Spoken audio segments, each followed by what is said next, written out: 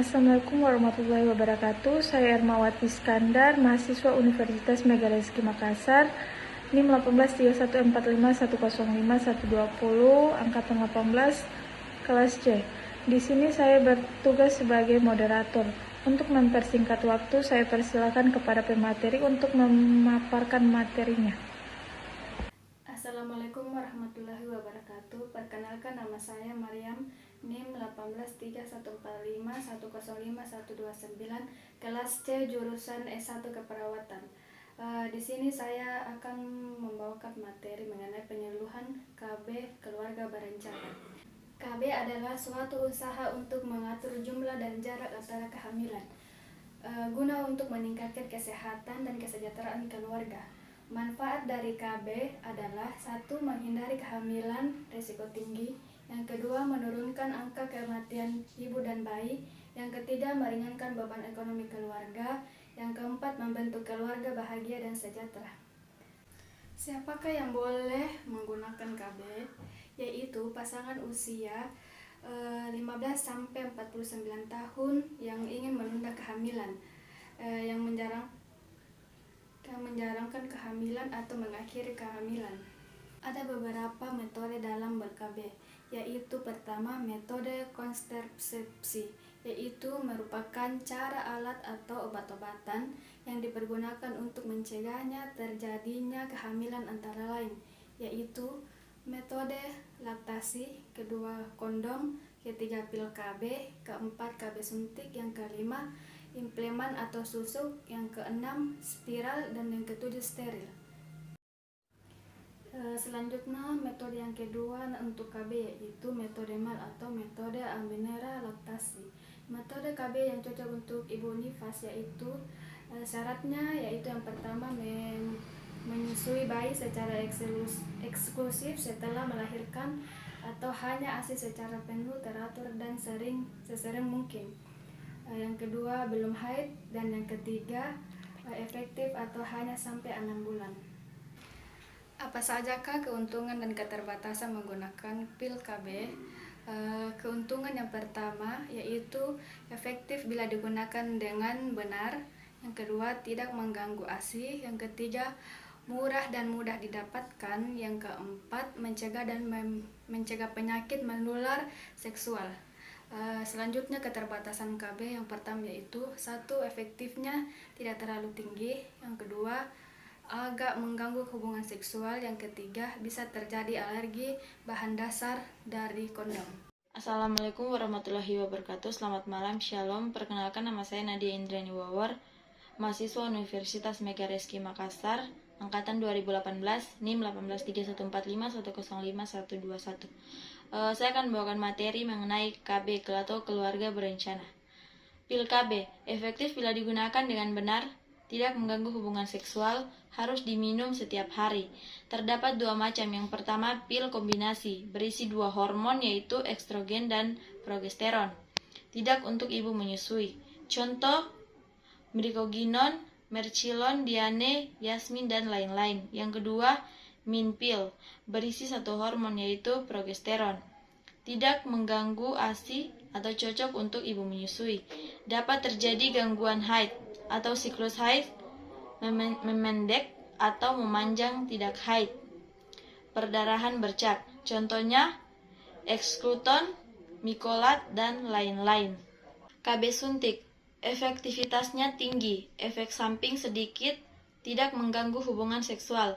Terdapat dua macam. Yang pertama, suntik 1 bulan, mengandung estrogen dan progesteron. Mengganggu produksi ASI, harus datang setiap 1 bulan untuk suntik.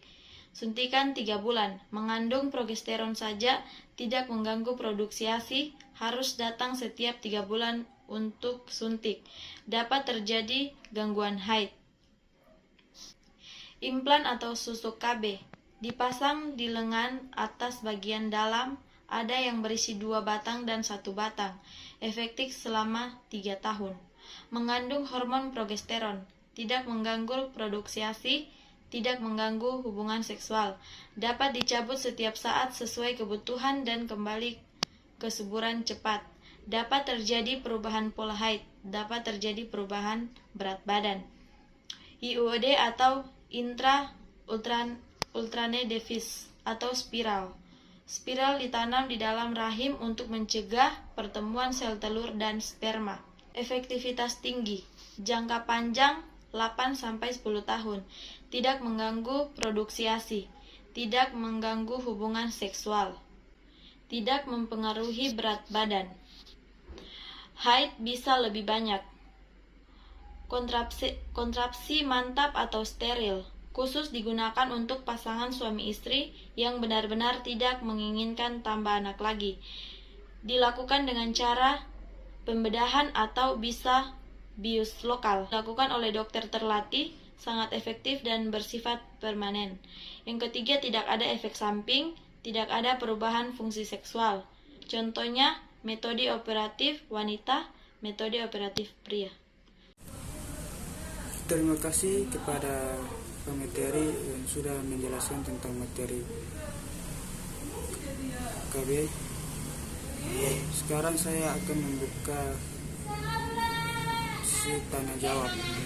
Saya persilakan untuk Bapak Ibu untuk bertanya. Saya persilakan. Baik, Assalamualaikum warahmatullahi wabarakatuh. Sebelumnya, perkenalkan nama saya Yuli, berusia 45 tahun Ibu. Saya ingin bertanya, kan kita berada di situasi atau dalam keadaan adanya pandemi COVID-19. Dan kebetulan, materi yang Ibu paparkan itu adalah tentang KB. Nah, pertanyaan saya yaitu Ibu, apakah pelayanan KB sangat berdampak akibat adanya pandemi COVID-19 saat ini? Terima kasih. Baik, saya persilakan untuk pemateri untuk menjawab pertanyaan-pertanyaan dari Ibu Bapak.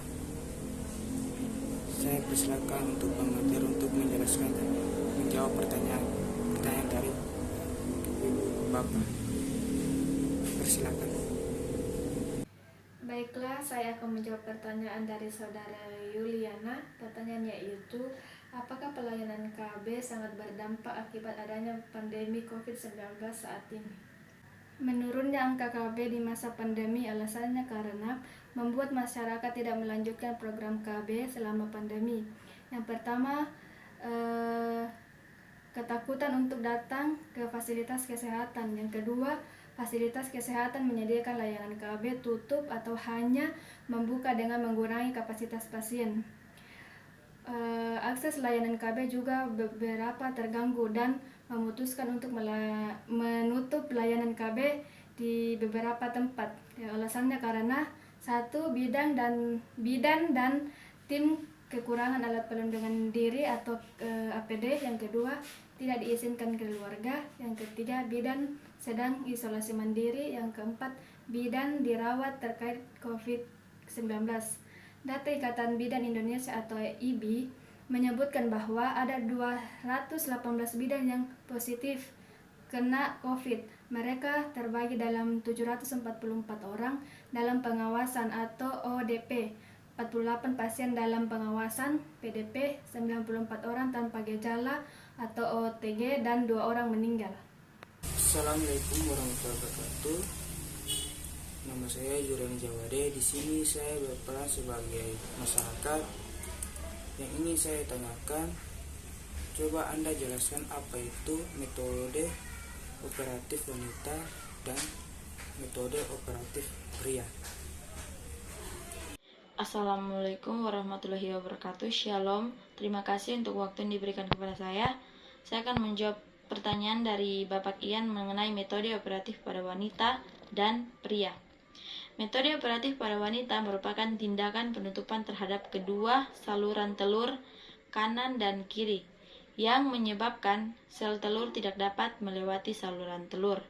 Dengan demikian, sel telur tidak dapat bertemu dengan sperma laki-laki, sehingga tidak terjadi kehamilan atau karena itu gairah seks wanita tidak akan turun.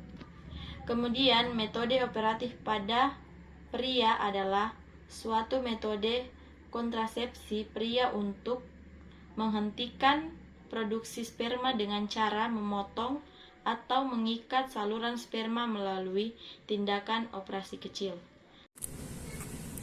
Terima kasih kepada Bapak Ibu yang telah mengikuti